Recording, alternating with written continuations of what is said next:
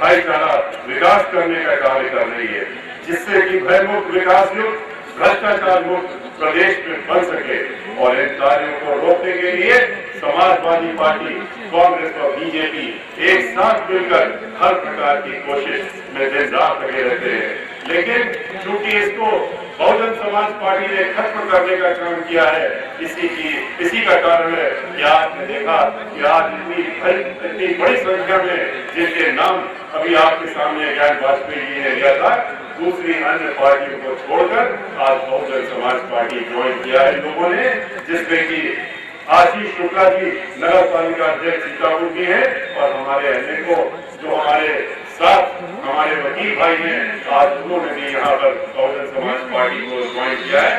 उन सबका हम बहुजन समाज पार्टी में इस मंच से स्वागत और उनका अभिनंदन करते हैं। ऐसी स्थिति में आप लोगों को ऐसी राजनीतिक पार्टी के प्रत्याशी को चुनना होगा जो आपको दूसरी पार्टियों की तरह आश्वासन देने के बजाय अब आपके हितों में कुछ ठोस कार्य करके दिखाए। साथ ही यहाँ प्रकाश समाज के लोगों को हर मामले में उचित मान सम्मान दे सके। लेकिन ये सब आप लोगों को देश में एक ही पार्टी दे सकती है और वो कोई और पार्टी नहीं, वो बहुजन समाज पार्टी है। जहां तक प्रकाश में ब्राह्मण समाज का सवाल है, उसको हर मामले में बीएसपी के आदर सम्मान देने का जो सवाल है, उसके बारे में मैं आप लोगों को ये साफ लफ्जों में बताना चाहूंगा कि इस पार्टी में ब्राह्मण समाज के लोगों का पूरा आदर सम्मान हो रहा है और उसको माननीय बहन जी ने पूरा आदर सम्मान देने का कार्य किया है।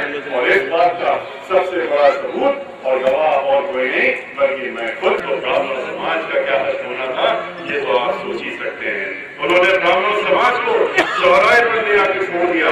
नतीजा ये रहा कि ब्राह्मण समाज के लोग हर मोर्चे पर पिछड़ते चले गए। चाहे राजनीतिक व्यवस्था हो या फिर आर्थिक व्यवस्था हो, ब्राह्मण समाज को कोई पूछने वाला नहीं था।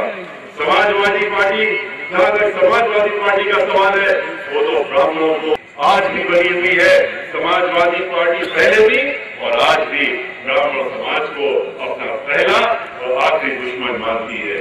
एक समय ऐसा आया जब ब्राह्मण समाज राजनीतिक रूप से उत्तर प्रदेश ही नहीं पूरे देश में अपना वजूद ही खोता जा रहा था। धीरे धीरे उत्तर प्रदेश की विधानसभा में ब्राह्मण समाज, जिसके पहले 100 के करीब विधानसभा में चुन करके लोग आते थे, उसकी संख्या बहुत कम हो गई और कुछ गिनती 10 और 11 के बीच में सिमट कर रह गई।